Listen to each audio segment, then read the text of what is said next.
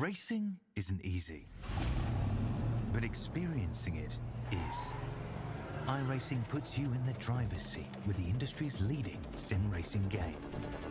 Drive on laser scan replicas of the greatest racing circuits from around the world. Go head-to-head against other drivers chosen by skill-based matchmaking to ensure competitive racing at every level. Compete across all your favorite series.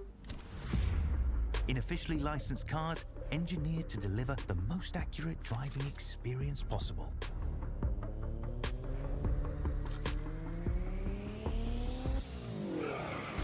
Join a race or host your own with players from across the globe. Race against the computer or in a league with friends. Feel the thrill behind the wheel. Visit iRacing.com.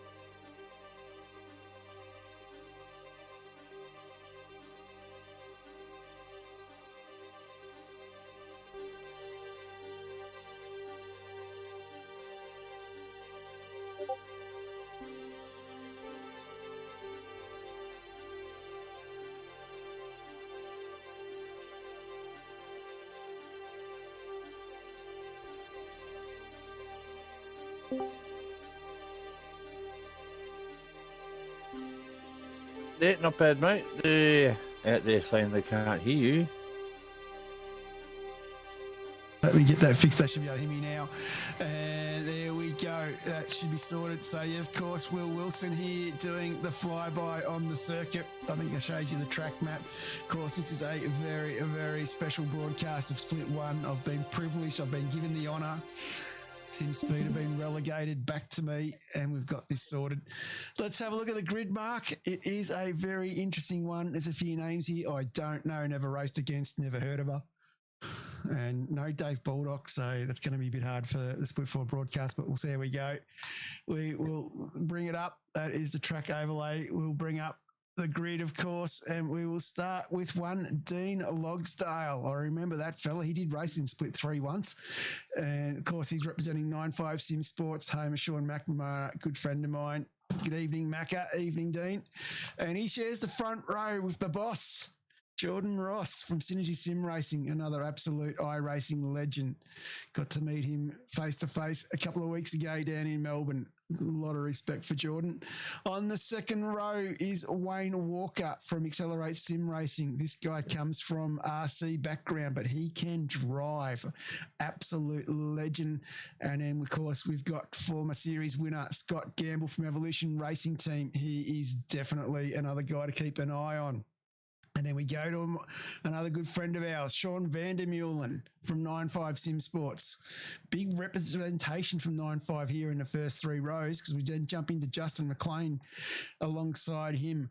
On the fourth row is Kenny Ladder from Fishy Motorsports. Great to see Kenny up there and about. Of course, Kenny came very close to winning the championship a couple of seasons back. Ray Smith, former Split 3 driver, has sat in this broadcast various times back in his Split 3 days. And, of course, Ray from Perth can drive a car, and great to see him here representing Infinity Motorsports. Move on to the fifth row, Logan Barnett, another one of the 9.5 guys, into Cargill in New Zealand. This bloke knows what it's like to be frosty, and he is lining up alongside Mark Poynton from Frog Leap Juiced Racing. And then on the sixth row, we've got Travis Hunt from JW and Sim Sports. If you haven't checked out any of his streaming stuff, go over, check it out. He posts a fair bit of stuff there, and he lines up alongside Paul Young from Phase 4 Motorsports. Youngie been around iRacing for a long journey as well. We then drop over the page to Nashi from 801 Sim Racing, and he lines up alongside Curbs and Fishy Motorsports. Good to see we're getting a little bit of fish in here. And then on to the eighth row, we line up with Luke Allman from Team AJR. I know that AJ is absolutely ecstatic having Luke Allman doing so well in Split 1. And then, of course, we've got the gentleman, the man, the myth, the legend, Christian Smart from Adelaide from Fishy Motorsports lining up alongside him. We go on to the ninth row. It is Lorne McKee from Accelerate Sim Racing lining up alongside Andrew Rushworth from Accelerate Sim Racing. Another Split 3 bloke here, Mark. He has represented pretty well and worked his way up from his humble beginnings. And then another mate who I got to meet again in Melbourne a couple of weeks back is Dan Hall on the 10th row from Evolution Racing Team. Absolute gentleman.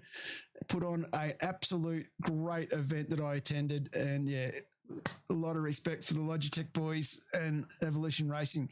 He lines up alongside Damien Cairns from Accelerate Sim Racing. We move on to the 11th row, Matty Brunt from the Gold Coast from Synergy Sim Racing. Big reps on this guy. He has to put up with Jordan Ross in a Discord channel. Lining up alongside him is Wayne Sanderson from Southern Cross Racing. Catching up with Sando in 3 weeks for dinner. Looking forward to that. Then we move on to M1 Racing, Steve Kennedy.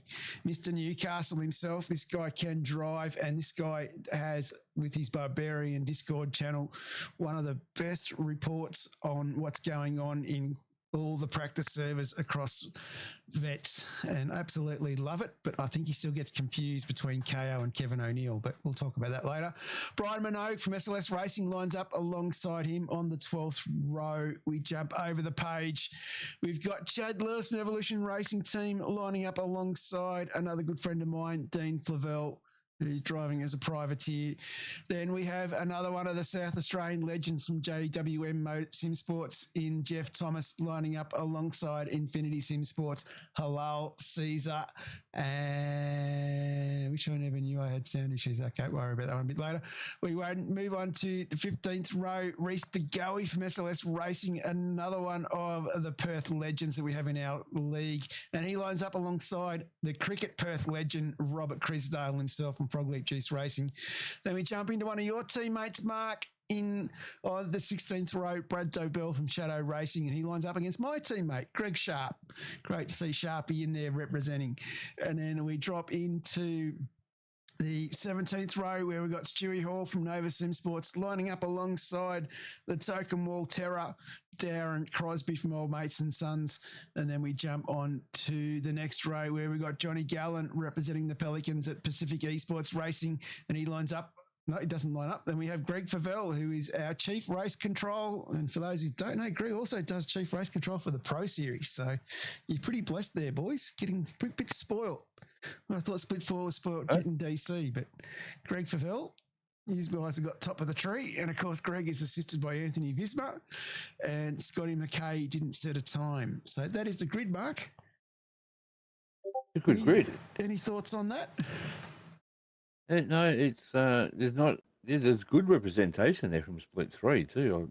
They've all come up and gone well to get into Split 1. I have done very well to survive one of my broadcasts and survive me dishing it out to them. So definitely looking forward to seeing how those boys go. Looking forward to seeing how Ross the Boss goes. And, of course, Wayne Walker. Jordan Ross and I had a good long talk about Wayne Walker in Melbourne. And if there's anyone Jordan Ross fears, it's Wayne. He absolutely thinks Wayne is a champion in the making. Anyway, we might light the wick on it. It seems it's just us. Hang on, Zippy Zeal sent me a message. What's he want to do? Zippy's going to come join us as well. Look at this. This is great. And, of course, if you are out there, 33 of yous, I've only got 2 likes. Come on. I think I'm better than that. I think we can get a few more likes. I know I'm not Sim Speed. I know I'm not those lads, but I think these guys can get behind us. Don't forget to like and subscribe. Zippy's going to come jump in. I will start to hit all my magic buttons and get my cheat sheet up. And Split 1, very disappointed. It is the shortest split cheat sheet I have ever made. So we've got a lot of work to do, Mark. Okay. Definitely. Right. Anyway, let's light the wick on this, get this started. It is going to be a good race. Looking forward to it. Big shout out to any new people out there that haven't been part of the Chook Raffle before or watched the Chook Raffle broadcast. It is banterful and it is very much built on the engagement of everybody in the chat as well. So if you are out there in the chat and you want to get involved, just come jump in. It's open Split 4 chat room I'm sitting in Discord. You can just click and come in. It's open to everybody. Anyone is welcome to join in. This works on banter. That's how we do it. Anyway, let's light the wick on this one, Mark, and we will get it going. All right. And we are away. It looks like Ross the Boss has got a good start. Dean Logsdale has got away from him, though. He's flying. Wayne Walker absolutely heading down into turn 1. We are 3-4 wide because the Principali is at a massive long length here. These guys come diving in. I'm trying to find, this is all new names to me, so it's going to be fun. We'll jump in here with Reese DeGoey. Reese DeGoey coming around. He looks like he's in a bit of trouble. Oh, he's been spun. This is chaos. This is a complete replay of Split 4. DeGoey gets himself under control, but Loggers has got himself absolutely flying in the front there. So these boys absolutely off to a good start still. So a few names going down the list. Couple of may have been a pen dished out in the middle there somewhere. Of course, DC's got the pens up already, so you can go check that out yourself. As well as, of course, the license points are up, and there's a bit of red ink on the sheet tonight, so it'll be interesting to see coming in towards the end of the season what sort of representation that has. Coming into the Forest Soul for the first time, Dean Logsdale gets himself a second out on the rest of the pack. Ross, Walker, Gamble, Vandermeulen, McLean, Barnett, Ladder, Smith and Poynton rounds out the top 10. but he is flying. Look at Logger go. I tell you what, And- 9.5 is looking good on him.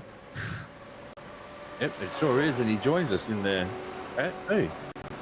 Welcome in, Dean. Here he is, the man, the myth, the legend. Welcome back, Dean. Been a long time since you've sat in the broadcast with me. It's been a while, mate. It's been a while. Good timing too.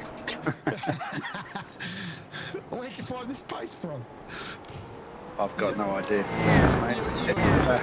Quick in split 3, but you weren't this quick. No, I got no idea. I think, look, being a new track, it does. It's a bit of a leveler, you know. We've all sort of done the same amount of laps, so it's yeah, it was good while it lasted. Won't give too much away. Evening, Zippy. Good morning, all. Again. Hello, Desi, how are you? All right. Saw that wasn't many in here. I didn't know Dean was coming in or not, so I thought I'd pop in, but Dean's here. Yeah, I've just turned up, mate. Better late than never. I went up to I got called out by the hours. You went to Port Bucket the other day looking for you, Zippy. Did you? Yeah, ended up finding Simon Black. No. You didn't set off gunshots in the open air and have all these people trying to find all the acoustics. No, but I did park down the end of Bartlett's Lane.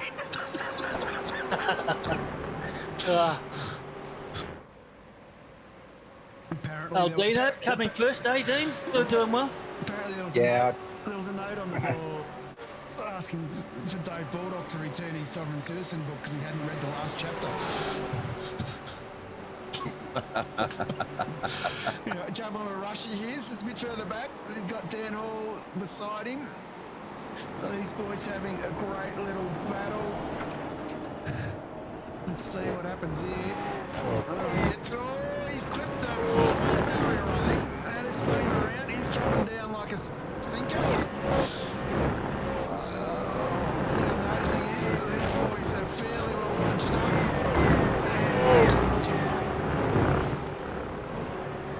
If I look at the timing sheet, there's more red ink on it at the moment than anything else. This is quite scary.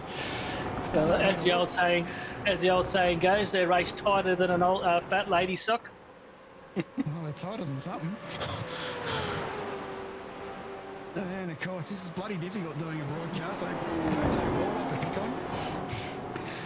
So I don't know who to single out.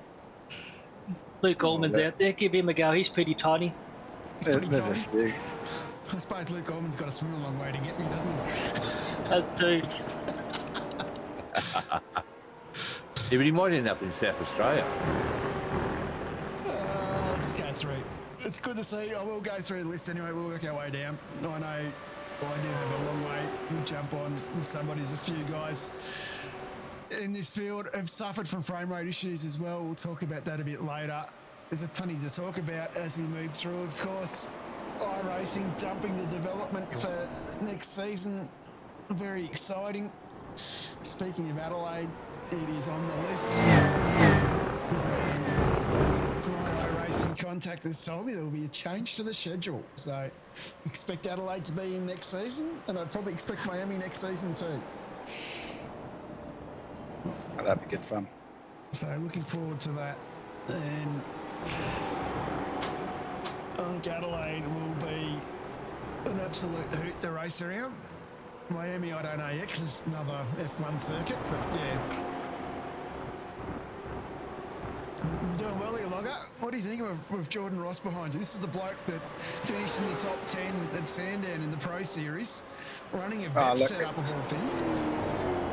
It's a whole new experience, to be honest. Obviously, you know, I've had a couple of battles with Scott Gamble, but you know, yeah, no, it's a totally different experience, and hopefully I'll have a few more of them. But yeah, I mean, I just went out at Red Bull, and I might struggle there by the looks of things. Look, Red Bull, I was going to bring it up and talk about that one. Red Bull will be the lucky dip of the list.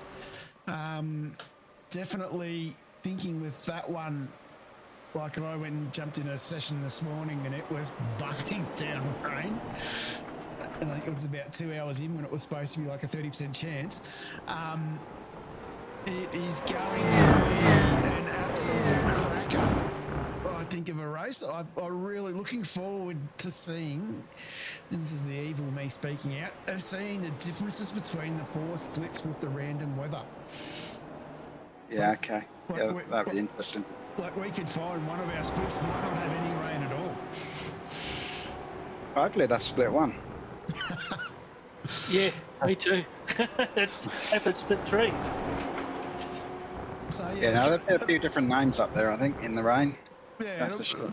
And the other thing too is it's not until we get to the back half of the race it gets to 50% chance. So it'll be very interesting to see, you know, whether we do get what I really want to have, which is a race with late rain. So it'll be interesting to see whether we wind up with a race that's 100% wet or a race that's got the rain at the end. Or yeah, so looking forward to seeing what happens with all of that. Of course, round 9, the last drop round that we can have. So and that can be championship defining as well for a few guys. So yeah, it's going to be interesting. But mind you, these cars in the wet, once you get the tyres warm, are actually quite good. And what I found with Red Bull, the line of the wet track was not too bad. There's probably one or two spots, stay off the curbs, you're okay, and then 1 or 2 spots where you can get yourself into a bit of trouble. Yeah. Have you noticed, John, how many people have names like singers? You know, you got Holly, you've got who else have you got? You got here Paul Young, you got Robbie Williams. Yep. We definitely have them all in the league, don't we? We could make our own band. Well, we've got a few musos in the league as well. Of course, Dave Holly did the intro track that we're running at the moment, and also did the pre-broadcast music that I'm using. Greg Sharp is a guitar teacher. He plays in quite a few bands around Brisbane. His daughter, his sister sings too, doesn't she? Well, I think so. I think she had an album out, or had a song out that Greg put up on one of the channels one day. It was quite good. Yeah. Of course, Sharpie working as a bailiff at the moment, but yeah, absolute muso. And of course, I had the pleasure of meeting Greg when I caught up with him when I was up in Brisbane with the lads when we had the group of 12. Being a muso, does he talk in the key of Sharp? He does.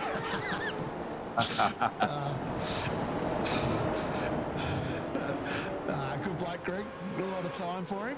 One of the ex-7 racing team drivers. Racing for WJMP at the moment. I was going to say, you only say that because he's racing in your team.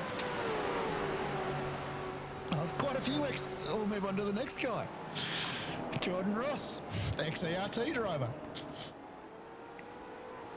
I'll tell you what, you've got to be good to race with ERT, and I reckon you've got to be even better to stay there. I reckon Bob, Brendan O'Brien, I reckon, bad result, bang, cut, you're gone, son.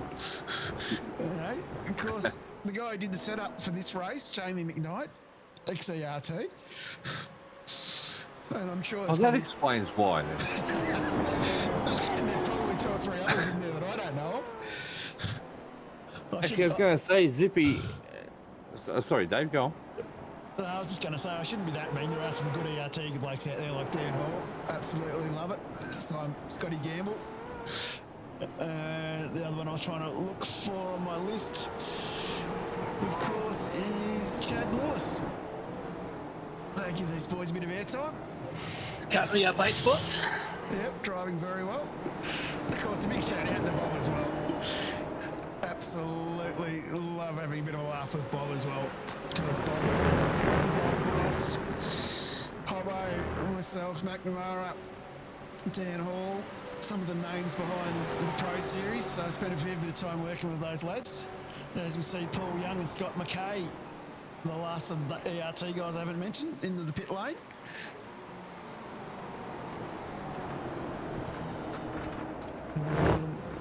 Jump back up the front. Logger's still got Macca tucked up behind him. A little bit of lap traffic in the area in front now. We're getting a bit closer to that. try and fix up that graph that was not working. There we I was go. going to say, is if you notice something different between this broadcast and, well, these drivers and the other drivers we've watched already tonight. Faster? Check out the lines. Check out the lines. See how close to the barriers they get. How wide they go on the way they can take the off tracks. That's where the speed's coming from. Oh, don't give it all away, mate. There we go. I think Logan Barnett, XERT as well, is giving it away.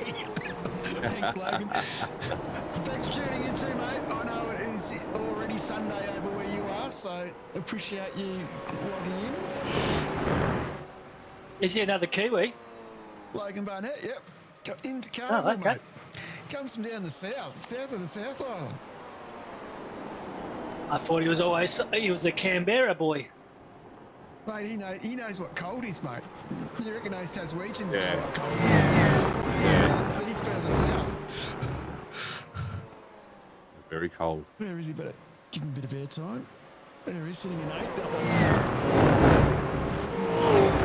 as well. There we go, Scott McKay and SG, both also members of Team VGA. Of course, we've got about 3 or 4 guys from Team VGA signed up already for next season, which is great to see. Of course, we're talking guys like Pete Kelly, Phil Whiteman, Timmy Lawson. I love having the VGA lads in the league. Absolutely love it.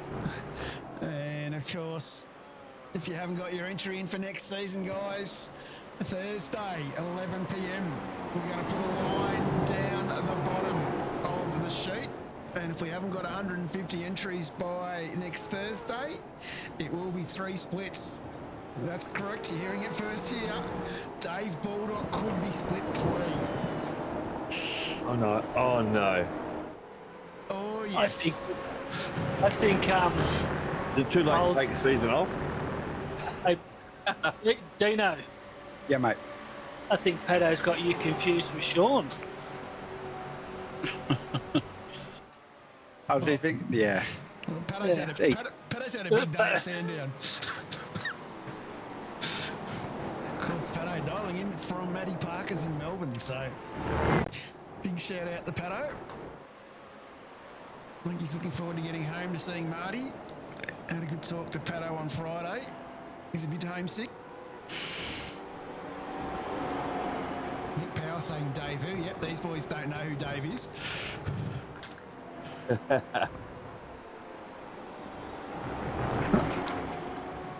Saying commentary's a bit quiet, but it's all right. You go, Mark.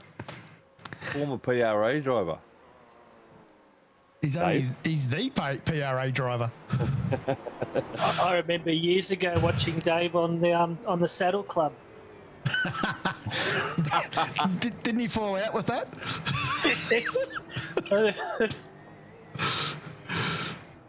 Well, for those who don't know, Dave Baldock is the former PRA. Dave Baldock, one of the men that actually had a team that included Brady Myers and James Scott. 2 huge names in the iRacing Australian scenery. Both of which are no longer part of PRA. I can remember when James Scott started. Oh man, he just came from nowhere and just set the world alight. Yeah, kid can drive. Like I sit there in the Pro Series watching what's going on, watching the drivers, and like Jared Philsell, James Scott, Madison Down, those guys are absolutely next level. I've always had a soft spot for Ian Ford. I've always liked Ian Ford. 40, yeah. Yeah, don't mind 40 as well. He's one of the guys, really, should be in vets. If you're out there, ERT boys, we need to get him in. I think he's the right age now.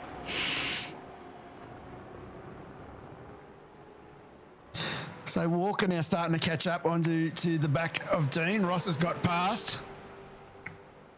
What happened there, Dean? Did he just make a good move, or did you just let him go? No, it was a good move, but yeah, I couldn't do a lot about it. I just ran out of talent, I suppose. And yeah, he stuck out the inside, and I had nowhere to go, so I just wanted to try and slip in behind him and keep up.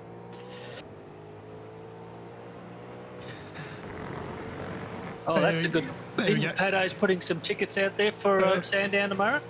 He's really missing Marty. So yeah, that's right. 2 free tickets to Sandown. If you want them, get on to Paddo ASAP for tomorrow. But make sure you speak to him clearly, because you probably can't understand too much at the moment. He's been parked.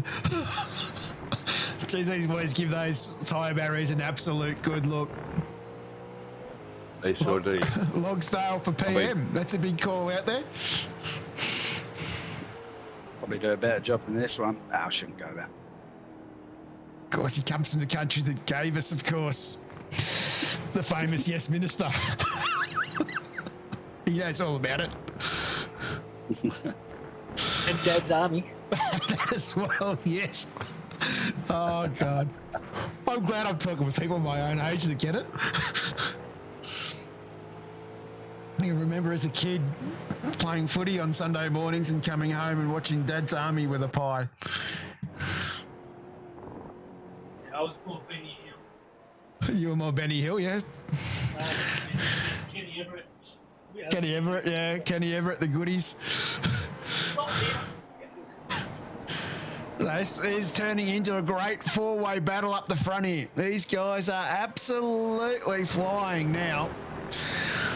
Lap 12, they'll be starting to think about tyre wear, they'll be starting to think about pit strategies.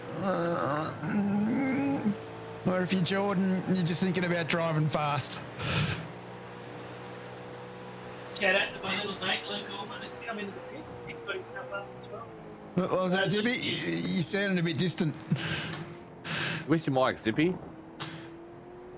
Stop teasing me, you two. 3. Nah, Sean didn't race this week. Sean has spent the last couple of days sending me beautiful pictures of the beach. Sean's gone to his happy place. And it ain't nothing like Happy Gilmore's happy place.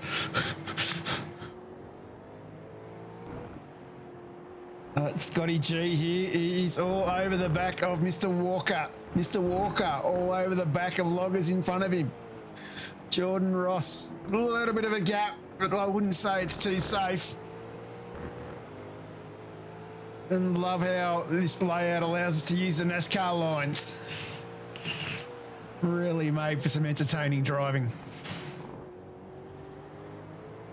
I've been really impressed with Ray Smith this season. I think that he's really taken to split one quite well. Not quite at the top where with Dean and all that, but he's not far away. There's a lot of good drivers in the league now, across all 4 splits.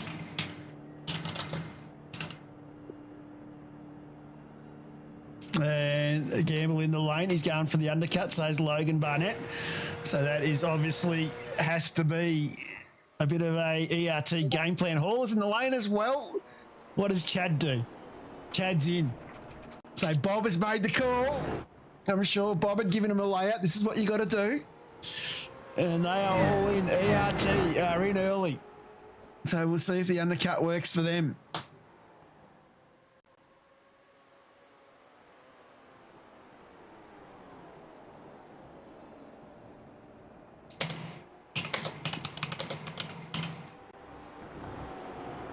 Are you just following Jordan, Dean, or you got your own little plan going? No, I'm going as fast as I possibly can. No, but are you going to wait till Jordan comes in and go in as well? Yeah, that was the plan. Just follow the bloke in front of me, whoever it was. Yeah, there was no real. I didn't have any other option. I just thought that would be the safest way for me.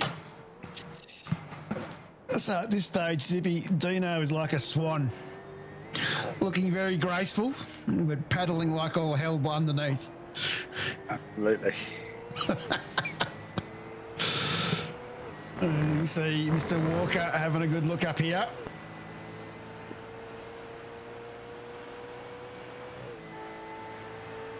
I felt like was going to say, I felt like I did 52 quali laps. That's how I felt at the end of it. Someone making the comment there about fixing the track limits. I would say no, they won't, because this is basically the NASCAR layout. So not having the off tracks where they have them is pretty well much in the wheelhouse of NASCAR, and it's pretty much the same when we go to Watkins Glen. You can, particularly when you do the Cup layout, you can absolutely throw the car off track right out to the wall. But you know, when we race here with vets, we do race with the track rules of the white line, so you just got to be that little bit careful when you re-enter the track, as they are now, that you don't have a guy on the inside of you. I'm missing the web wall, the webcam wall. It's not. Where's that, John? I can turn it on if you want, but you don't want to see me.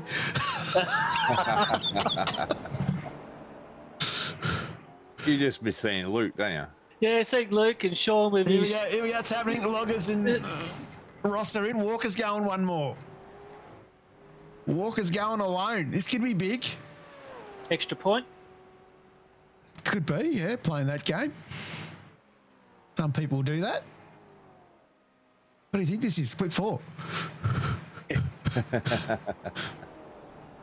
Of course, Accelerate Sim Racing, these boys being coached very heavily. So I found out, thanks to Mr. Favell, from a Mr. Madison Town, a Mr. Jake Burton, and a Mr. Josh Anderson. So these guys getting coached very heavily, and I think that's probably helping Wayne's driving. I remember about 9 seasons ago when Mark Dial said that Madison Down was a has-been. True, I do remember that. Yeah, it's in the broadcast in Split 3. You better go and find it for proof, because I don't remember saying something like that. Of course, Madison's got a child now, mate, so his driving's dropped off. Just saying. Just hanging around casinos now, eh? Just dropping the Alonso line. Once you have a child, you don't race as hard. What does Walker do here? Does he come in, lads? What do you think? What are you I reckon he might. What are you praying for, Dino? Dino? Out another one. What's that? What are you praying for? You want Walker in? Walker played it very well. That's all I say. He's rolled in now. Here we go. Nashy, what does Nashy do? Dave Nash, 801 Sim Racing. That is one of the best profile pictures I've ever seen. That is better than Baldock, to be honest. And he's going to dive in as well. Matty Brunt. He's gone the long cycle. Didn't follow team boss in. He stayed out. Another great Brenton Hobson delivery. Gamble's got the undercut on Dean. Here comes Rushy. Rushy is in the lane. And that is a bad camera angle. Sharpie is in. John O'Gallen, representing the Pacific Esports. He rolls in under his own steam. Jordan Ross. Ross the boss comes out. Where does Walker come out? He's still off the jacks. We can see Ross the boss in the background. Righto. We might need to look at some data here. Ross gets past. Gamble has got the jump on Loggers. So we might just throw up what the pit times are so everyone can get a fair picture of what's going on. So Ross stopped for 23.3, Walker for 24. Gamble's taken that a little bit more of a thirsty drink at 26.2. So sitting P3 for him is pretty good. Dino, you've come down the lane for 25.8. McLean 24.1 and Kenny Ladder for a 26-second stop. So the boys at the behind, Ross have taken that little bit more fuel, so that could play out here. And, of course, we're talking 1.6-second gap between the lads, and you're looking at basically 0.7 seconds of fuel. So on the board, Ross is that little bit ahead, but we'll see how that plays out as the race develops. As we hit lap 17. We've lost Darren Goosey to a frame rate issue. Might Might just have a look at a few battles a bit further back. We might drop down on Brian Minogue, another one of the SLS racing guys. He's got Halal Caesar from Infinity up the road in front of him, the privateer Dean Flavel behind him. And Minogue, another music name. Yes. I'm not going to call him Kylie. I'll let you call him Denny.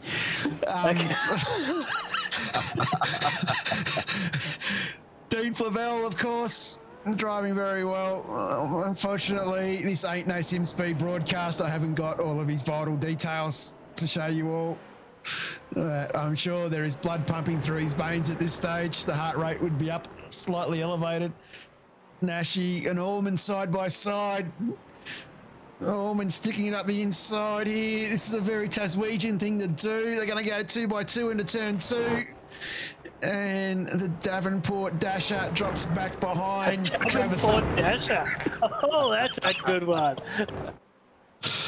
Let's go back up in front of these guys. We've got Dave Kirby. Kirb's under a lot of pressure from Travis Hunt. Davenport Dasher. Oh, I'm thinking quick here. I'm going to go a bit further back. Scotty McKay.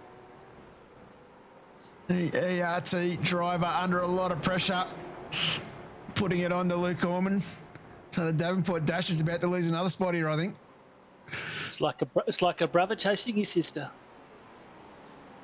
Ain't touching that. No, I won't go on there either. And Wayne Walker goes at 1:29.839. So it's the fastest lap of the race so far. That is a good answer to coming back out after a fuel stop. And Scotty McKay here working very, very hard. Let's see if he can try and close that gap a little bit. And I said I'd go cycle back. Christian Smart. Another one of the fishy lads. Another Adelaide boy. Hasn't committed to coming to have dinner with me yet. I think I've got about 6 or 7 of the boys coming for dinner. So if you're in the SA chat and you haven't, let me know. Let us know. We're going to the lakes, which I found out that Josh Drage's parents built the lakes and ran the lakes for a long time. So that's where we're going for dinner. So any SA lads out there watching, if you haven't got into chat and given it a big thumbs up, I need to finish off our table booking this week. So let us know.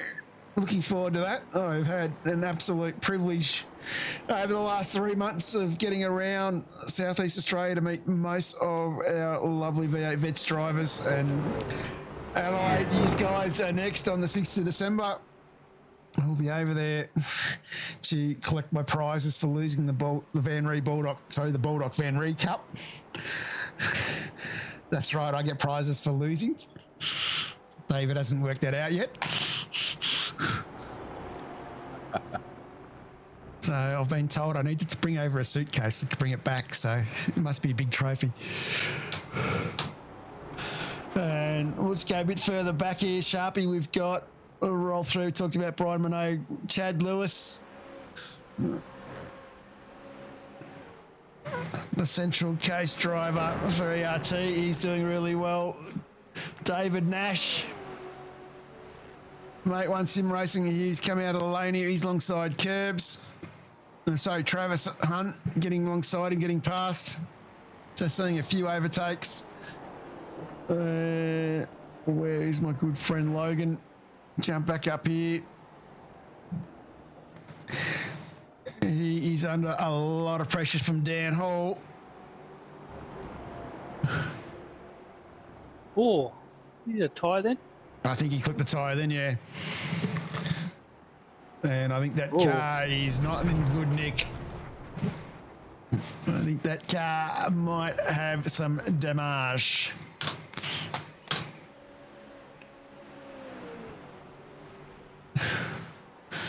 As I said, I'm very hard making a cheat sheet for split 1. Split 4 make it very easy. Just saying.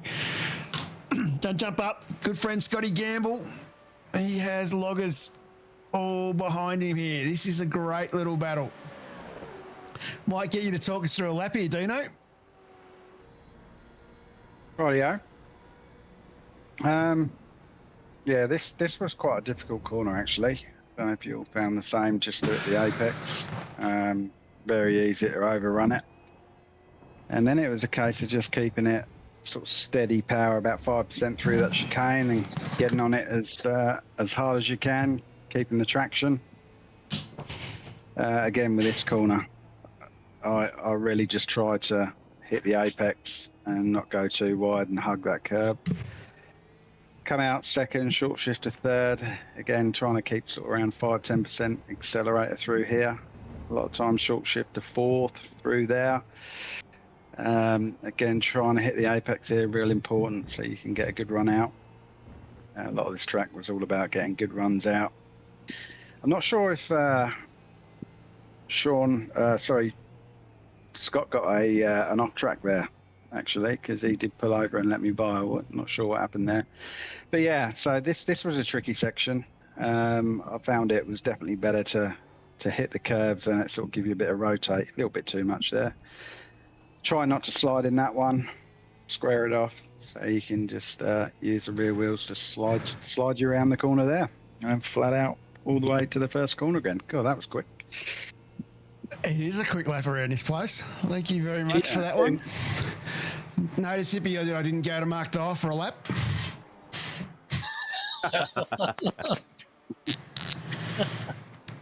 You wouldn't have got much. Very spicy. Show us how you hit the tyre barrier, Dean, from Luke Allman. And going to jump back up the front. We haven't been there for a little bit. Jordan Ross has a bit of a Wayne Walker problem. Just looking here. Yep. Wayne was super fast. Super fast everywhere. Can drive. Yeah, he's very good. I like Wayne. He's like Dean. He's brought a lot of fresh air to Split One. You know, it's not just a 1 or 2 horse race now. It's really opened it up. Yeah, it definitely has. Oh, Scotty said no, he did let me through so we could work together. I didn't want to play the game. I didn't know what game he was playing. Yeah, but well, I'm not used to being up there, Scotty. So if there's a next time, maybe Russian I know roulette. what you're doing. Yeah, I don't know. Well, we had a similar pace, so I weren't sure what was going on. I thought it might have been a slowdown, but yeah. So either one of us in front of each other, we were sort of stuck together either way. Definitely battling away very well here with these guys, and then these boys a bit further back in 3 and 4. Scotty's still tucked up behind you, so he's obviously trying to hang on and saying, "Let's work together, Dean. I want to work with you." Yeah, well, I honestly thought we had an off track because we was, like, as I say, we was a very similar pace. Justin McLean back in 5th, up 1 spot. Kenneth Ladder in 6th, up 1 spot. Dan Hall up 12 positions. Absolutely flying. Guarantee you he's racing on the brand new Logitech G sim racing wheel. 8 Newton meters, I believe. I did get the pleasure to have a bit of a drive with it when I was in Melbourne, and it is a great entry. Oi, don't get too touchy there, Dan. I'm talking this up. This is a great entry level wheel, of course, for Logitech. Fantastic stuff. You can run the MPI wheels on it as well.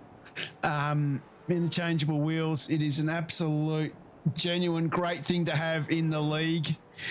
And so not in the league, with Logitech, great thing for people in the league to have if you're looking for an entry-level wheel to get involved. It's kind of the direct drive that's going to replace your old G29s. Of course, the pedals as well. You've got a load cell pedal with it.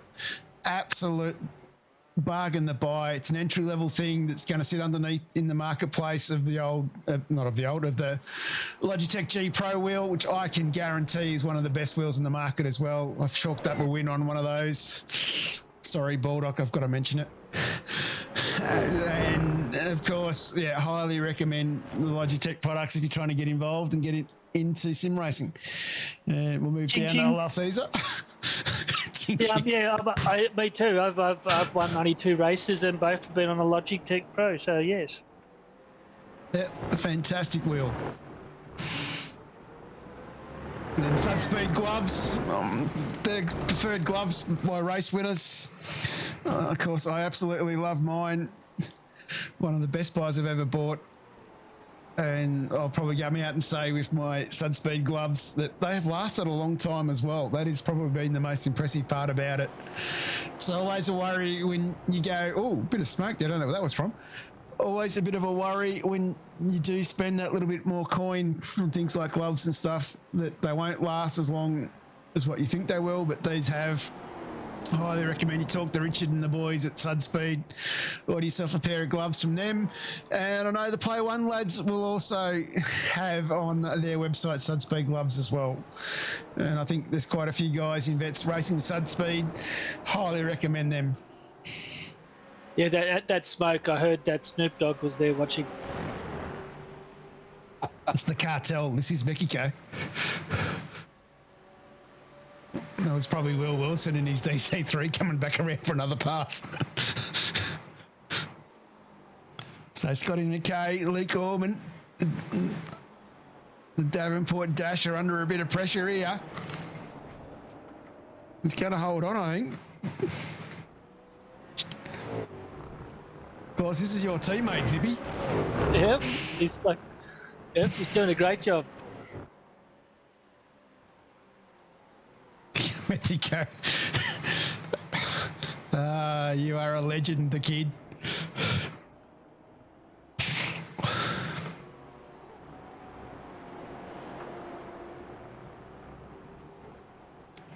Also, these lads are driving exceptionally well. Lap 25 of 52. Trying to work my way through. Might jump back down. We might go to Johnny Gallen. He is chasing Stewie Hall from Nova Sim Sports. Christian Smart tucked in behind. So Pacific Esports Racing. Fairly large team. Quite a few drivers in SRW on a Tuesday night. Ryan Mueller, one of their fast guys, does show up on the Scops scene quite regularly. Of course, team run by Stephen Banks, and he's about to put a move on here on Stewie. No, tucks in behind again. Smarty having a bit of a look. Tucks in behind again. Great little battle with these boys. Jump back down the Allman. This is all happening still with Scotty McKay. Just don't know where to look at the moment. There's a couple of little battles. Dan Hall, he still has Mark Poynton chasing him down. And then, of course, the battle up the front with Ross and Walker.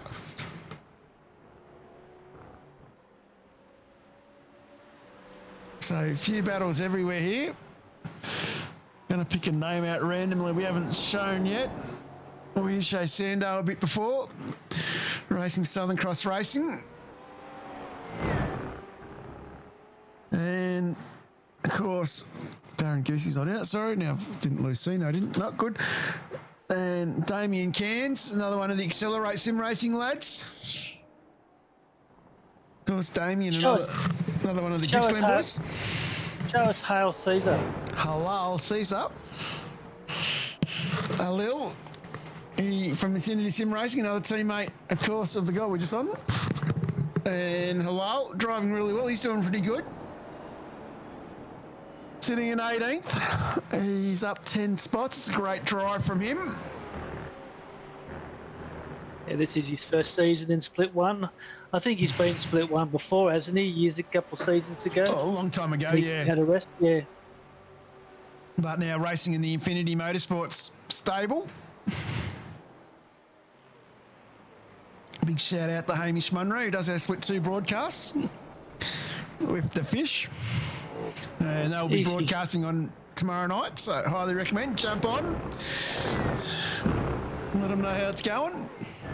Hamish is out drinking tonight, isn't he? I believe that could be the case. He's in Melbourne, I believe. Was it Sandown today? He lives in Melbourne. Is it Sandown today? Okay. Yeah. So out with the lads, maybe. Probably had a couple of cans of Red Bull and he's totally wrecked. Could be. Did catch up with the crew. There was a bit of a crew there today at Sandown from our lads. Let's quickly bring the picture up so I can talk to it. And of course, that was Ollie Patterson, Dougie Wright, Matty Parker, Pato, Gary Buckland, Andrew Rushworth was there, Anita was there, Sean Vandermeulen, and of course, Matty Parker, Gary Buckland was there as well.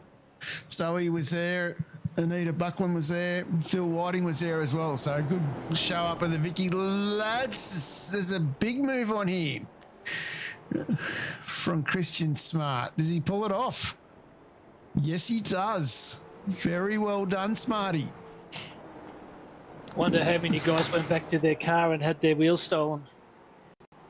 I'd be more worried about walking back to my car and seeing a machete. You are and Danny, no? So it's Noble Parkway, isn't it? Something like that.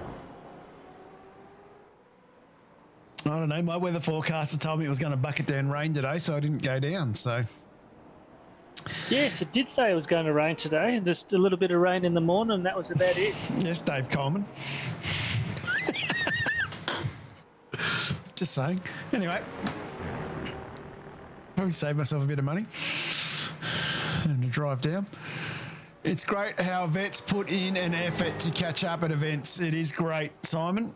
It'll be great catching up with you in a couple of weeks.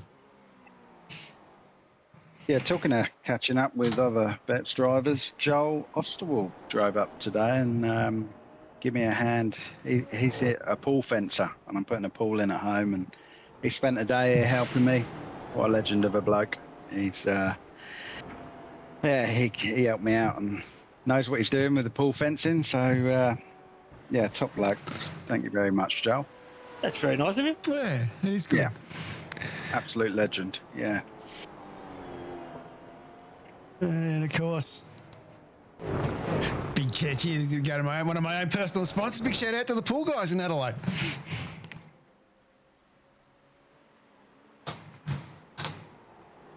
Putting me up accommodation wise when I get over there. So big shout out to Josh and pool guys. Apparently I've got to go do a meet and greet on Saturday morning in the shop. So obviously they think I'm a bit of a legend in South Australia. Here we go. Yes, Big going shout. up there. Okay. Luke's going to go up and see Dean. I think just after Christmas. Yeah, that's it. Then I think Luke's going to come down and stay with me for a couple of days. So he got a visa to come across, did he? Yes. Of course, Coco Dog, big shout out to Ollie Patterson for taking care of all the geriatrics at Sandown.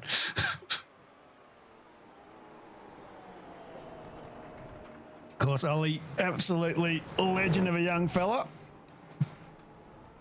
For those who don't know, after Thruxton, I was out of the sim, and within 15 minutes, I was actually having a beer with Ollie and Pato. So, great bunch of blokes. Not hearing Sharpie on comms to RC this week. There we go.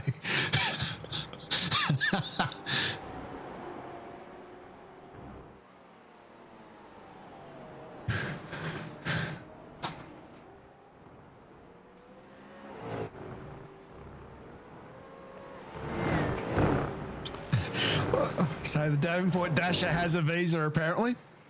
So he says. So he says. Do we have ice in Brisbane? I'd probably really would rather see a vet certificate that he's been immunised. Immunised, yeah. That might help as well.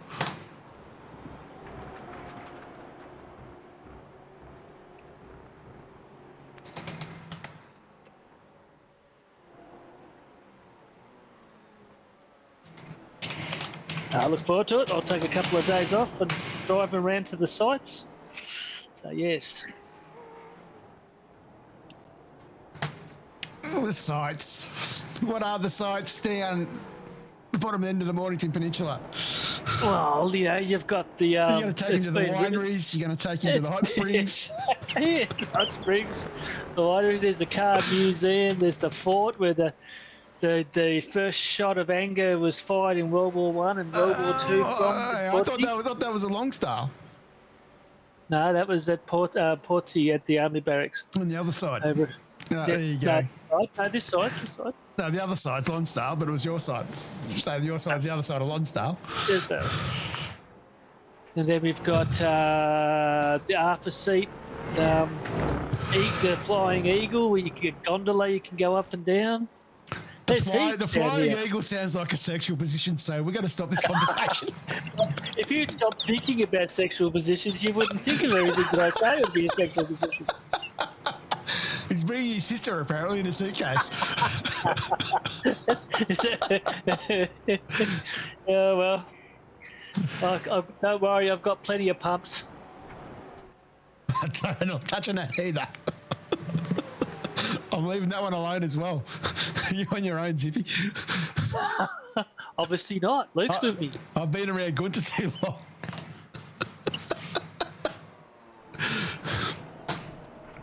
Of course, in your last broadcast, you were talking about the great shed of one Andrew Johnson, which I thought was quite interesting. Yes, his great shed. Before COVID, it was a meet and greet with all his mates, and then after that, sort of everyone started disappearing, and so he decided to turn into a racing room. So yes, that's how the race room evolved. Kindly donated information from his wife. You do your research. Yes, when I do, I do. Let's jump on another goal you haven't had a look at for a little bit. Ray Smith, another Infinity Motorsport lads. And Sean's doing well in 8th. Yeah, that was my next one I was moving up to. The Ray Smith, former Split 3 champion.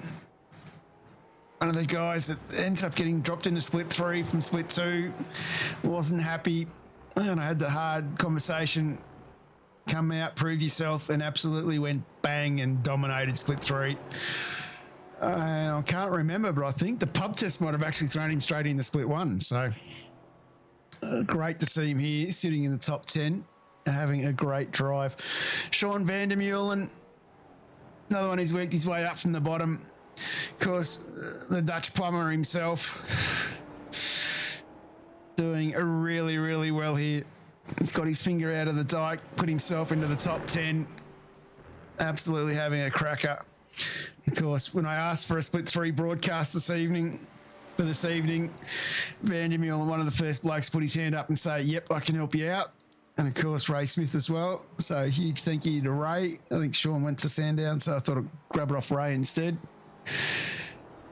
Dan Hall still up 12 spots in 7th. Kenny Latta in 6th. Justin McLean driving that 9.5 Sim Sport entry in 5th. Scotty Gamble from Evolution Racing Team in 4th, still just behind Dean Logsdale, who's in the commentary box with us this evening. RC driver Wayne Walker sticking it to the track and sticking it to Jordan Ross. Well, I think these boys starting to line up for their second stops, where I think we're going to see this unfold.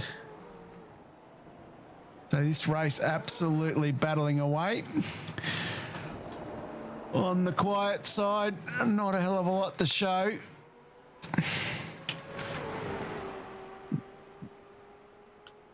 Yeah, I'm not sure if there are any incidents called in at all at this point. Very little. I think it's something like 4 on the sheet. Split 1, the driving respect in Split 1 has been absolutely phenomenal as Walker makes the move on Ross. Somebody sign this boy up for Scops. Somebody sign him up for the Pro Series. Ross running in the top 20 at the moment in the Pro Series. Just got absolutely owned by Walker. That was a hell of a move. Yeah, me and Gamble needed that because they lost just over half a second to us there. That one move. Somebody's saying, what was that, Zippy? I do. Wasn't that an ABBA song? You wouldn't even know who ABBA is. I would. I don't know if Damon would. He'd be more like ABBA, the ABBA remake. Well, so I've been told. I went to an ABBA concert at the Myer Music Bowl in Melbourne. Back in the 70s? Yeah, I did. Back in the 70s. I couldn't stand him at the stage. Everyone was playing ABBA. Oh, so over him. Full stop. Well, apparently I was like 5 or 4 at the time.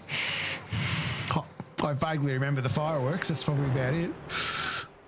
So Walker, and Ross in. Logstar resumes his rightful position as P1.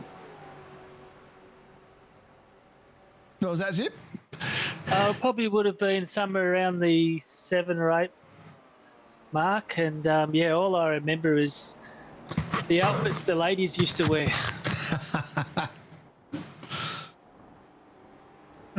Dearie me.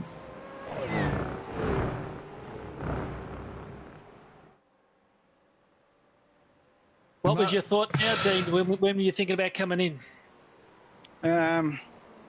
Well, I knew I put more fuel in than Scott, so I knew I had Scott sort of covered, but and I needed to because, like you just said in the chat, he definitely had sort of latest in pace on me, so I needed to have an advantage going into the last stint. I was just hoping that I was a bit closer to the front two, but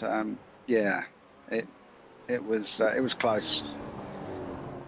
But I think like part of Scott's game as well was just to save fuel behind me because he knew he had a bit less fuel than me.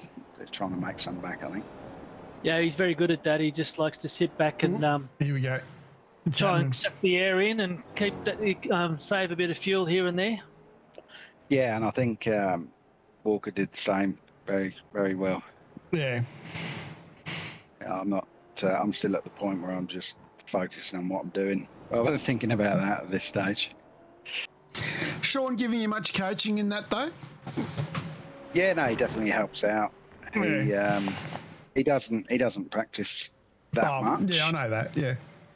But he'll do sort of 10, 20 laps when a track comes out and give us a few hints, and we're all like, there's about 6 of us, isn't there? So we're all very similar pace. There's about a tenth, 2 tenths between all of us, which is good because you can be sort of the fastest one week but the slowest the next, and you just never know until you get out there. Do you work much with the younger guys in the team as well? Not too much. We haven't had too much to do with them. I mean, they're busy doing other things, obviously. With a lot of them do the Porsche stuff, but not too much. But I think they're quite busy doing the pro stuff.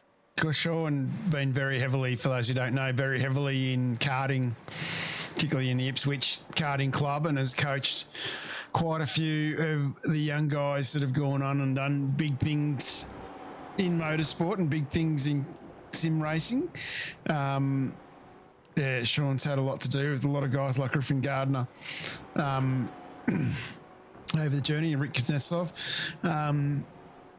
So as well as being involved in running leagues, like Sean, very heavily involved in the Australian Sim Racing group as well. That's what I talked about before, the group behind the Pro Series, and Van der Meulen's in the lane, so we'll see Walker take his right position, I think, in a second. Sean very heavily involved in that group as well, and everything Sean does there is greatly appreciated by the group.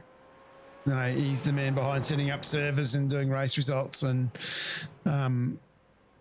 and then the involvement that he brings to that group, absolutely invaluable, and really appreciate everything that Sean does. He is an absolute true gentleman of the Australian sim racing scene, been around for a bit of a while now. I was lucky enough to catch up when I went to Brisbane. I know Sean couldn't make it to the group function, but I had a one-on-one dinner with Sean on the Tuesday night, and it was absolutely sensational. Enjoyed it. He's an absolute legend, Dean, and I think you're with one of the great guys in the Australian sim racing scene in his team, and I think, what you guys will learn, and yourself and Stewie and stuff moving forward, I think these guys are really well set up.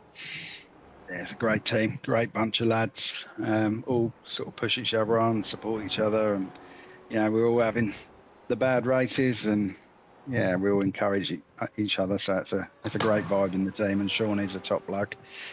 Makes it look so easy as well when he gives us some coaching. He does. Like I said, knows how to coach.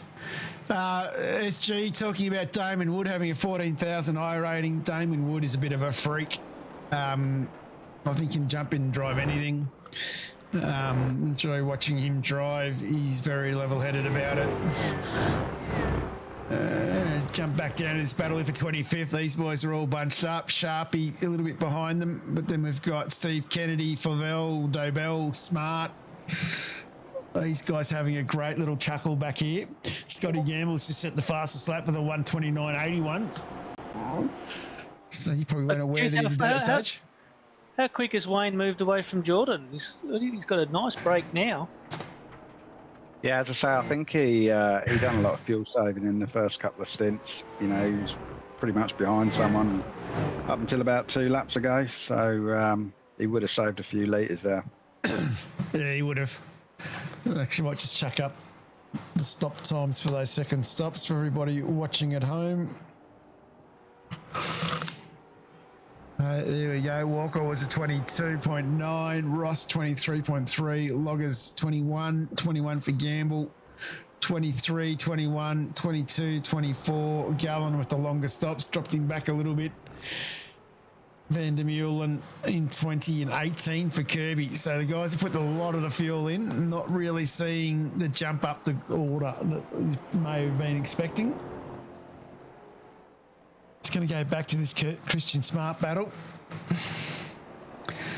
Hey, Smarty tucked up behind Crisdale.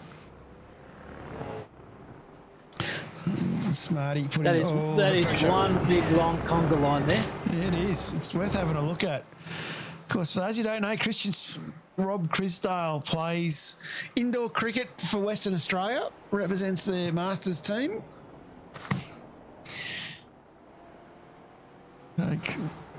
A very handy player. These might just jump on. Steve Kennedy will jump on there, chuck a different camera angle up for people to have a look at. It's a great little battle here. Just trying to show the boys down the back a bit more. It's one of the things we try and do with before broadcast, is give you a bit of airtime to everybody. And of course, Steve Kennedy drove M1 Racing, Darren Crosby and Mark Peck's team. As Mr. Walker's dropped in as well. How are you, Wayne? Yeah, good. How are you? Good, mate. How are you feeling being in front of the Ross the Boss at the moment? Yeah, it was good. It was good to get a good win over Ross. He's hard to beat.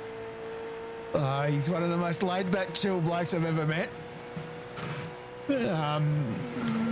How old are you, Wayne? 43. So you wouldn't have got all the comments when you were younger. Have a good weekend, Mr. Walker. No. It's about a 10-year difference there, I think, Zippy. I was going to say, Maxie. that used to be a saying all the time. Have a good weekend, Mr. Walker. Maxie. That'll have to be the new nickname we're going to drop on him now. Of course. Tangles. Tangles, yep. So what are you thinking at this stage of the race, Wayne? Just trying to hold the gap to Jordan. It's a hell of a gap. Yeah, just trying to, pretty much not make mistakes. That was my goal at the end, the last sort of 20 laps. That's fair enough. Somebody asking the question in the chat, does Race Control get a carer's pension for this kick? Look, those guys work very, very hard up and down the grid. They have good nights, they have bad nights. Tonight is one of their good nights. And if you really want to know Coco Dog, I can tell you, Greg and Anthony do earn their money in the Pro Series. Poor bastards. I do have the privilege of sitting in there as the league oversight, watching what's going on in the race control / stewards room for Pro Series. And I'm also the number 2 driver of the safety car in that series, so I get to see what those guys have to put up with and go through. And I can tell you now, it is a tough gig at times. So don't worry, an easy night tonight, but when they get to the big games, they earn it all. And of course, for those watching along at home, this week is Bathurst week for the Australian Stream Racing Group. So Wednesday night we will have, of course, the co-driver race where they will race for a golden ticket.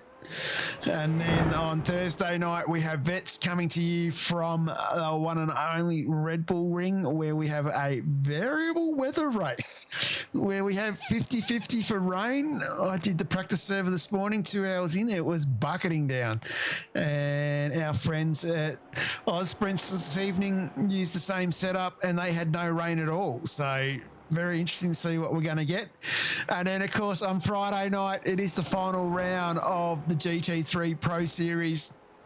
And then, of course, Saturday night, we will see the qualifying for the Bathurst 1000 for the V8 Pros.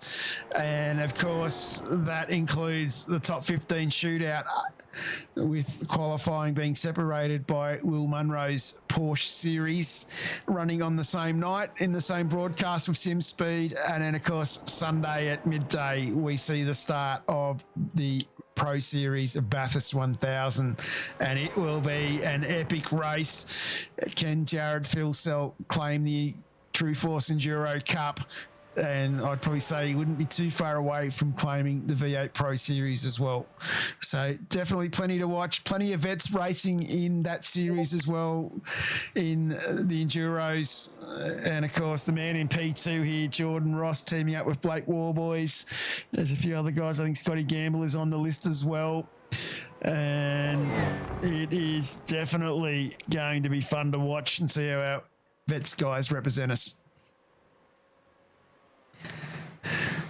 As might jump back to Mark Porton here. He is side by side with Dan Hall, putting a bit of pressure on him. You're making a bit of ground on Jordan there, Dino. Yeah, Seems to be getting it down to 1.1 and then goes up to about 1.3 and then back to 1.1. I was just trying to keep it in front of Scott, to be honest. Yeah, he was pushing me big time. But that was the goal, was to try and get on the back of him. You've had a fairly successful early run, Wayne. You sort of come into the scene probably about a year or so ago now, I suppose. About 4 seasons and ASR and all that. You're doing really well. You must be loving it. Yeah, no, it's good. I like before that, I've been racing R Factor and Automobilista. But the numbers have sort of dropped off a lot. So I've been sort of watching vets for a few years, and finally decided to jump into iRacing and give vets a go. And yeah, it's probably the best move I've made. I think there's, the competition and how close the fields are. It's ridiculous. No, like I said, you've set the world on fire since you've joined in. So yes, it's great to have you on board. Yeah, you should go back. Like when I was sort of watching all these guys like Gamble and Sean McNamara, like they were the ones that were up the front, and I didn't sort of expect to be up with them so quick. So it's been really good actually.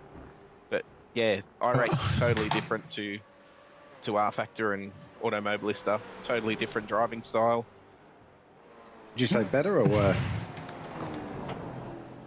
Oh, I think you've got to be a lot more precise with iRacing, especially on the brakes. The braking in iRacing is critical. Especially in these cars. Yeah. Yeah. Well, It takes a long time to get it right. not sure whether you heard me before, but I did have a good long conversation with Jordan when I was in Melbourne a few weeks ago, and he rates you very, very highly. He's the guy. He's the guy he worries about the most. Okay. Yep. Yeah. So keep working, keep doing what you're doing, because you've got him on his toes. Yeah. Well, I'm trying. Doing well, mate. Doing very well. Thank you. Yeah. Of course, And Greg. don't sell yourself short there, Dino, because you've done awesome too. You know, I remember you're just about to give up with all your disconnections and everything like that, and you're stuck to your guns, and then suddenly with this new car, you've just you set the world on fire yourself. I appreciate it, Dippy. Thank you. Yeah, you're going awesome, Dean. Yeah, the last couple of weeks, it seemed to have all clicked, and I went to Sandown this afternoon, and it's unclicked in the wet anyway. But I only had one little session. I was going to say, it's good to see that other drivers are coming in from other sims and giving it a go in all the different sims. Yeah, it's interesting. Oh, look, we try and put on a good show here at Vets, and I think the calibre of people we've got across all splits really makes it work. And there's a clear vision in how the series goes together, and it's only going to keep improving. So it is, big call to step across out of other things to come. But as we see Smarty here getting the move done on Dino, I think the standard of driving in the league is very high, and we're getting quicker. And like when you start looking back at the other splits and the time differences across the whole field, it's quite scary. I was going to say you've got split 3 drivers now. A few of them that would definitely compete in split 1 too. Yeah. Like, I would go as far as to say there's probably the top 10 drivers in split 1. I'm going to use a bizarre word here. I'm going to call them aliens.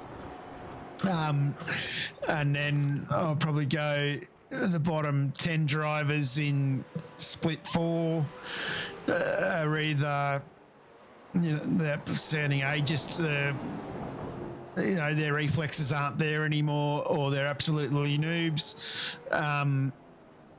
Brand new to sim racing, brand new to what they're doing.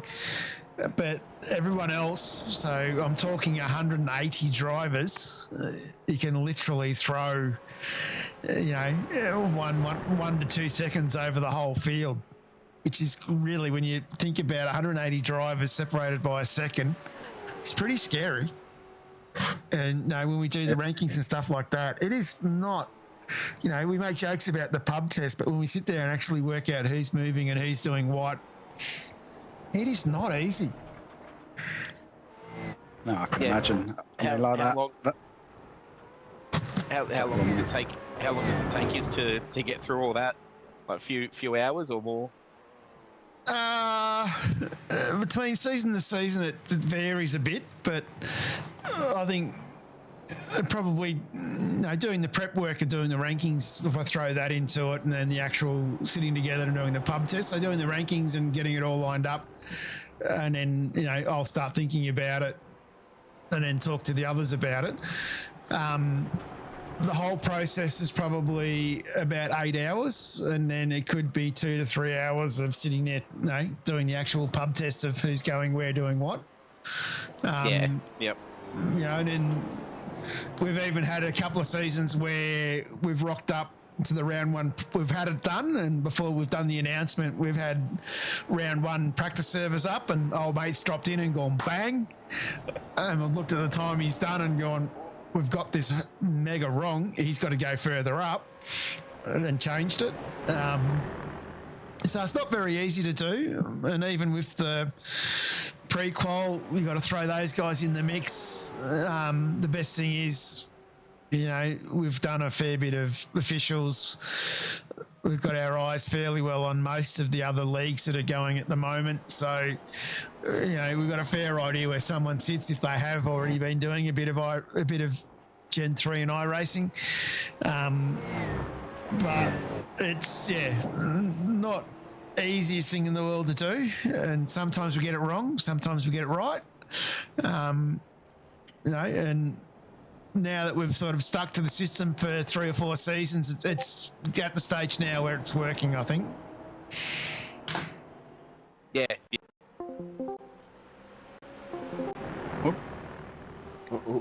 Yeah, Stilly. Yeah, so it's working well, and it's a bit like the license point system. We're seeing guys now getting getting pit lane starts and missing races, and guys now having to go into race control for races, and we're finding that's really working well. We've got a close stream here, John. What's that? The stream has ended. Yeah, yours has. No, yeah, that's all right. That's me. I'll fix that. It's back. There you go. I hit the wrong button before. Plus Bruce has the every race details put in his little spreadsheet too, wouldn't he? We went away from that, so Bruce has been extremely busy with his new job and everything else, so a bit like Scotty Van Loon. And then Bruce has been on holidays as well. So, yeah, it's been a pretty busy time when we do get to the end of the season, but see Wayne, he's absolutely got Ross absolutely smashed. It's a fair bit of work goes on in the background, but we sort of didn't need Bruce's spreadsheet when we went to the simple ranking system, so Bruce doesn't tweak it so much anymore, but he will do a bit of a deep dive using his iRacing abilities to search for stuff on people and helps out in that sense. Do you think it'll, if it goes back to 3 splits, will that make it harder? To just sort the guys out because it's so tight? No, it won't, because what we'll do is we'll just do the ranking system and then just draw 3 lines instead of 4 lines in the sand, basically. That's how it'll happen. And then it'll take another season or 2 to sort itself out. Yeah. Pato must be drunk. He's given Sean Vandermeulen nothing but praise at the moment on chat. Pato. Another one we haven't mentioned, having a good couple of races, is Justin McLean. He's driving great at the moment. Now, what I want to know, Pato, does VDM go and do a knee rehab session an hour before the start of the race in vets? I do know of a certain split forward driver that from 5:30 to 6:30 does knee rehab, so just so his knees warmed up so he can race. So he's short in the same boat.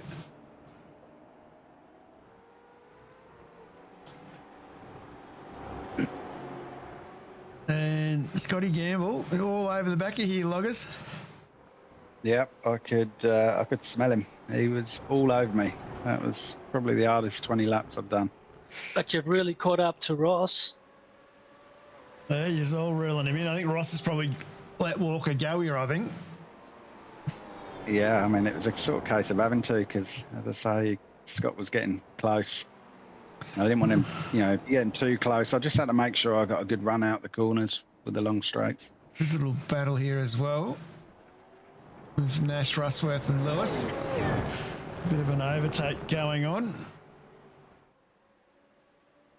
Jump back up the front though, because he's closing up with Ross, Logsdale and Gamble. As we start lap 50, 3 to go.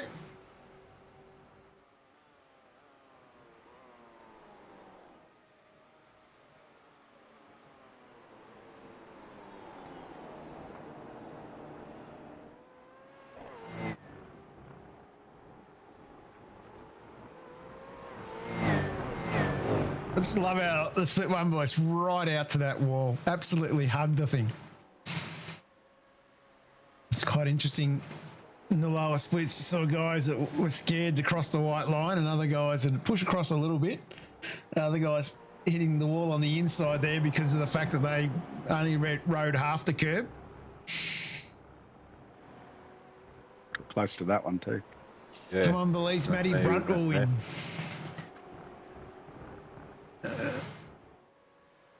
Matty Brunt doing well, though. He's up one spot.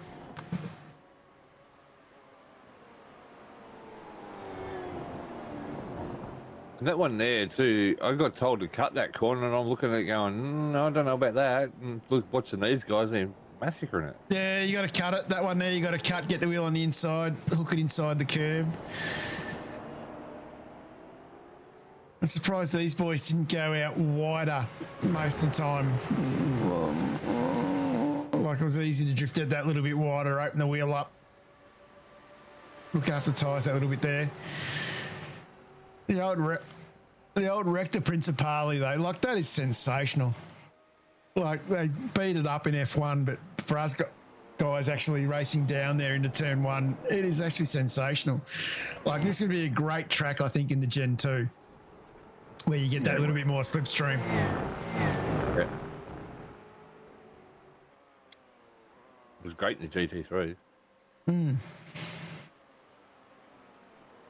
Because we did this one, I think it was round two, I think, something like round two, round three, in the Sport Series, in the GT3s, and it was really a lot of fun. A little bit longer track, a little bit different layout, but yeah, it was good. Scotty having a laugh, so expecting track limits. Yeah, I think there was a few people that were doing that. I think I just put on the NASCAR hat and went for it. Found out very early on the Saturday night when I did my first laps around here where you can and can't go and have a bit of fun with it. Of course, big shout out to Hazy with his odd sprints on Saturday night. If you haven't partaked in that, all in one Discord, a bit like the old school vets, plenty of banter, turns damage off so we can all learn the track. We'll clear black flags so you can have a bit of fun. I hope the boys tonight gave Baldock a touch-up for me while I was prepping for this as we start the white flag lap. Can Scotty G put the moves on Loggers? Jordan, can he Loggers make up the distance to Ross the Boss? It is all going to happen here in the next 10 minutes.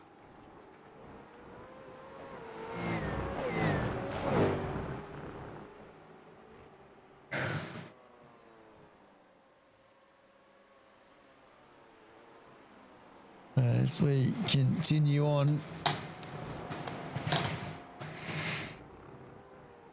Meanwhile, Wayne's cruising. He's Gornsky. He's 4 seconds up the road from you boys. I'm just trying to keep an eye on where he is.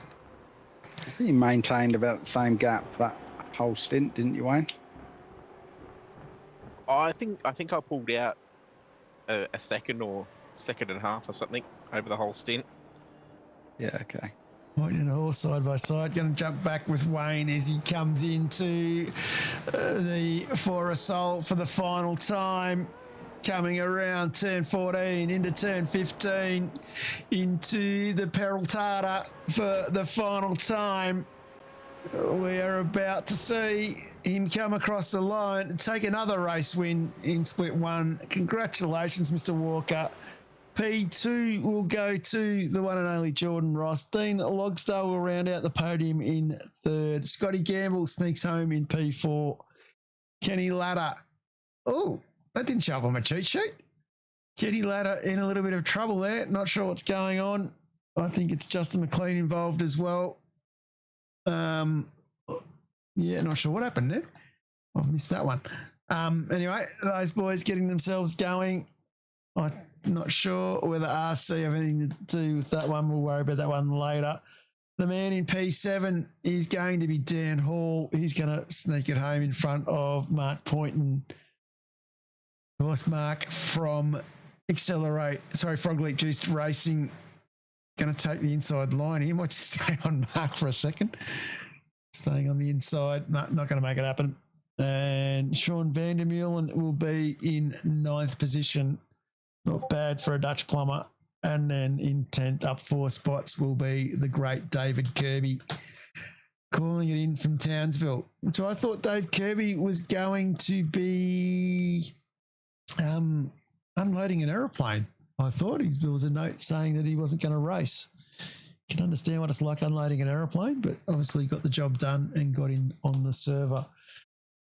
Righto, Mr. Walker, P1. How did you find that one?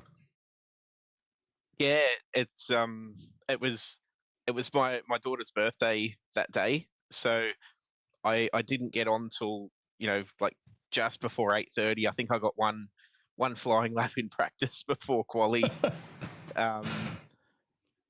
and then put it on P3, which I wasn't sure how it'd go in quali with with no practice sort of coming into it, but then as the race went on, I started getting sort of more like feeling better with the car, and then like the second stint, I couldn't get close enough to make a move on Jordan, so I was just sitting behind him, saving a bit of fuel, and hoping in that third stint I come out a bit in front of him and could hold that gap. Yeah, that's fair enough. Anyone you want to give a shout out to? Oh, you guys for running the league. You put hours and hours to sort of organise all of this. Race control as well. All the other competitors. I say it all the time. Without the other competitors, we wouldn't be able to do this. And it's definitely close racing and fun. Jordan and Dean on the podiums. All of our sponsors as well. Abbey Timber, Primal Wheels, Box and Lock Narang, and Modern Deck, and probably my wife as well for letting me race.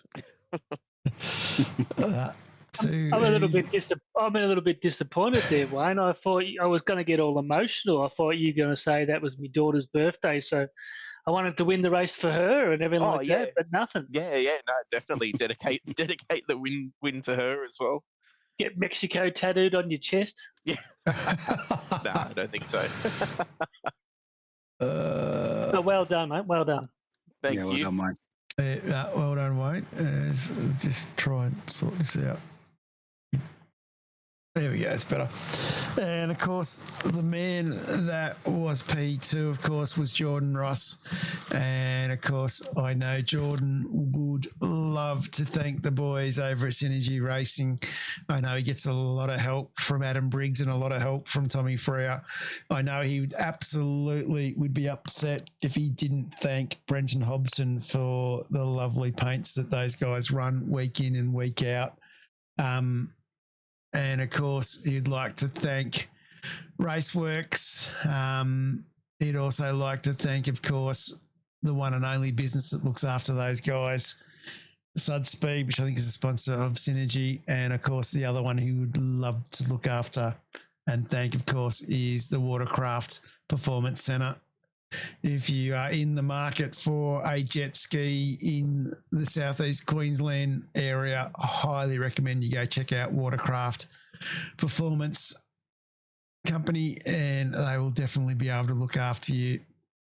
And, of course, Jordan, as I said, very happy with his team, lads. Yeah. And I think he'd probably also love to put a big thank you out to Matty Brunt, racing with him in Split 1.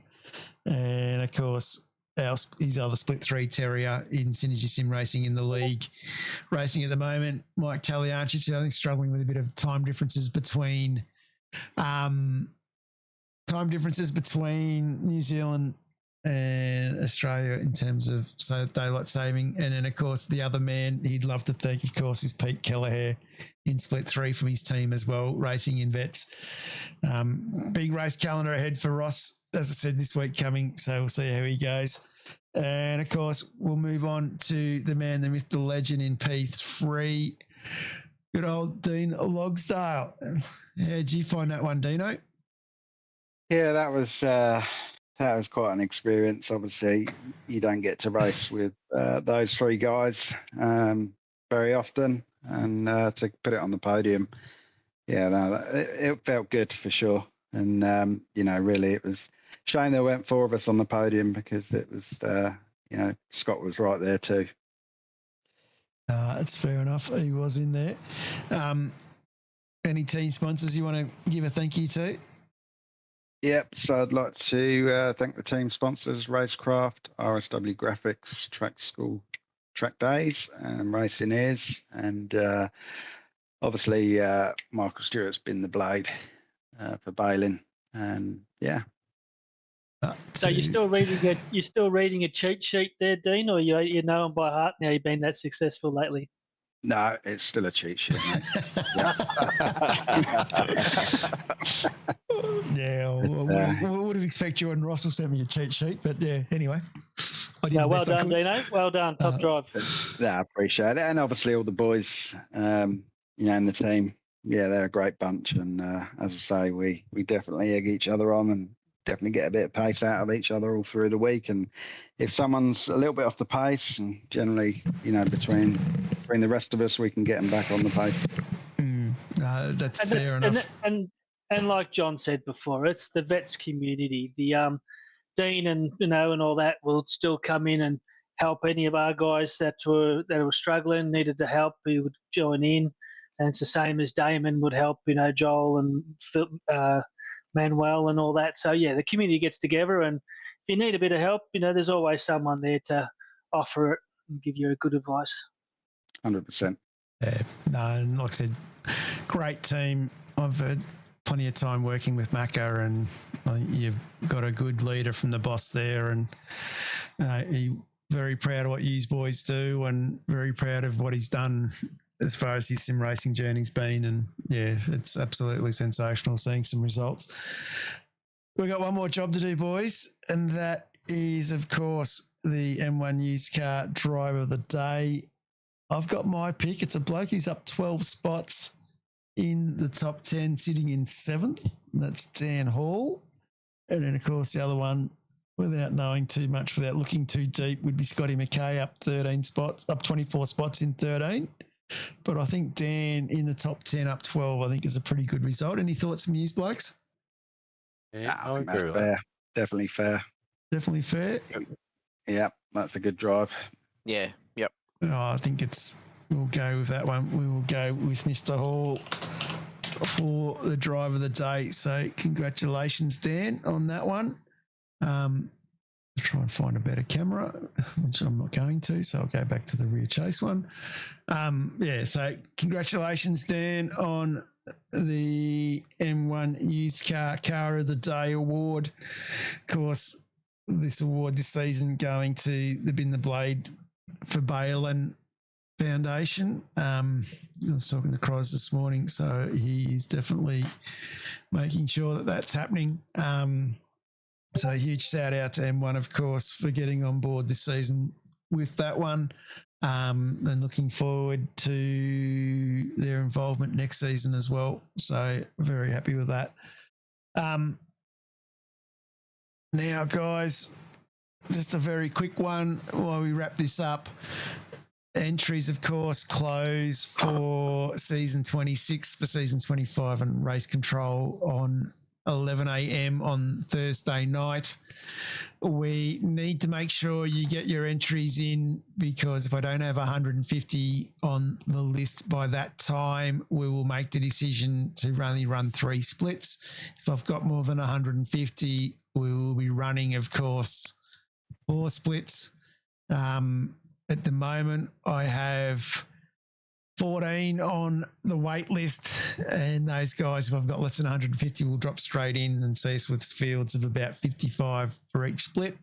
Some big names coming back into the series that we haven't seen for a while. Scotty Perrins is back. Gunter is back again. Paul Warwick is back. And then we've got some other names that have been around before in Martin Lipsky. Jonathan Keeley is back. Jamie Peters is back. You might know that name, Sippy. Just a bit. Just a bit, yep. So I've got a few guys that are back. And then we've got some interesting guys that I've seen in a few other leagues while I've been racing around. Alan Mazzaroli, his young bloke, is absolutely flying at the moment. So looking forward to seeing him come into the league and seeing what he can do. Martin Lipsky, another one, he's been in and out of the league, see what he can do. Matthew Gerard from Pukekohe is coming into the league. So looking forward to seeing what he can do for Frog Leap Juice Racing, another Kiwi. And of course, Darren Shooter's just turned 40 yesterday. So absolutely keen to get involved as well for Rat Bag Racing. So definitely some new names: Josh Smith, Dominic Tennille, another one joining the Unhinged group. So there's quite a few new guys coming. Definitely looking forward to that. So make sure you get your entries in. Open to over 38s. I do have a 38-year-old who's put his name on the wait list already. So yeah, definitely going to be another interesting season, whether it's 3 or 4 splits, depends on what the current season 25 drivers do. Looking forward to getting it done. The other one, just quickly out there, South Australian lads, 6th of December. If you haven't chucked your name on the list, let us know, because we've got to book the table this week. I'll be over there to finish off my 2025 mystery tour. I've done Queensland, I've done Melbourne, I've even done Bright. I'm catching up with the Leighton Larrikin himself, Mr. Darren Freer, this week. He's dropping into Albury to say g'day. I even caught up with Pato, caught up with the boys in Newcastle. So I've been very busy over the last couple of months of my tour schedule. And it comes to a climax in Adelaide on the 6th of December. So if you haven't got your name on the list, get it on that list. Entries next season looking good. As I said, next season we are going to be racing in Adelaide and Miami. So we will see a change to the calendar that we've got sitting there as well, which I thought was a pretty good calendar except for Hungaroring. But anyway, we'll see how we go with that. Any last words from you, boys? Oh, I would just like to tell Wayne, don't forget his aerogun. I don't think he'd understand it. No. Nice work, Tangles. Nice work. Dearie me. Anyone else got any last words? Yeah, thanks for putting it on, John. Probably the best race I've ever had. I was a bit devastated it wasn't live. But cheers for putting it on. That's good. Yeah, same. Just thanks, John, for putting the broadcast on. It's good. That's all right. Thank you. Thank all you boys. Of course, we've had the great logger himself, Dean Logsdale. This bloke, I know the stories. He's quicker on 2 wheels, believe it or not, than he is in the sim. And, of course, Mark Dial, the godfather. This is the man that made the guys in the first race in the dark at Coda. Wayne Walker, a bit of an RC legend as well. He talks about some of the other racing he's come from, sim racing, but an RC legend as well from beautiful Sydney. And, of course, Desi Freeman himself, Zippy Zeal, dropping in as well. So thank you for you boys and short notice for coming in, keeping me company. It's these broadcasts, or the Friday Night Chook Raffle broadcasts, work on the premise that we get involvement from the guys out in the chat, which is plenty of that going on tonight. I think we've had something like 159 views.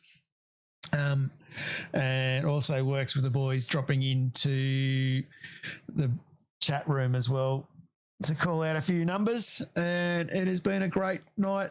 We'll wrap this one up. We'll see everybody again on Friday night, of course, for the Chook Raffle for Split 4. And I'm hoping Sim Speed Dan should be sorted.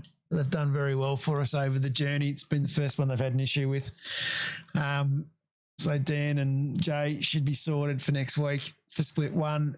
And on that note, we'll see everybody then. Thanks for watching. Split 2 tomorrow night. Split 2 tomorrow night. Forgot that. Yeah, Split 2 tomorrow night. Forgot about that one real quick. Split 2, lads. Make sure you get on for Hamish and Fisher's broadcast. Those lads do a great job of that one. Get on, watch that, and see how we go from there. And we'll see everybody again next week. Thanks for watching. Love you, Luke. Thank you. Cheers, guys. See ya. Using the RaceKraft PT1 custom-built full chassis racing simulator.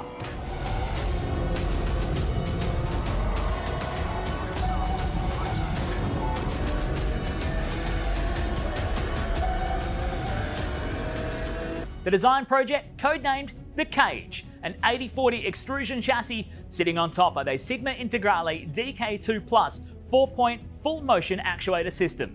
No compromises in the cockpit of the PT1 simulator. To maximize the experience, we start with the 49-inch ultra-wide monitor for the greatest field of view in a small footprint of the simulator, down to the SimuCube wheelbase that's tucked up and behind the monitors with SimCore extensions to get things out of the driving area. Everything is connected to a Cube Controls GTX steering wheel with the built-in dash and all the extra button functions available at your fingertips. Driving through the Raceworks S1 pedals, the potentiometer throttle and the 2 hydraulic pedals for brake and clutch ensures you maximize the feel underfoot, and seating yourself into an OMP HTER bucket racing seat with OMP belts connected to a G-belt tensioner to provide that extra feeling and the heightened experience while you're driving.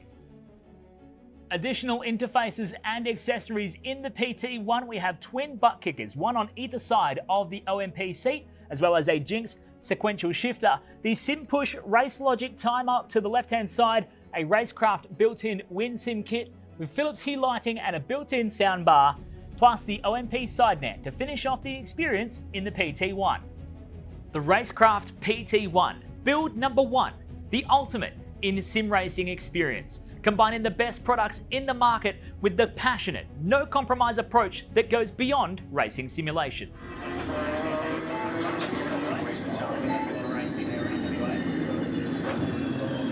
Yeah, we work here.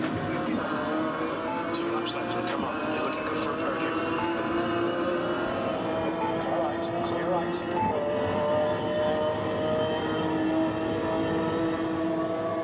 Still clear right. Car for your left.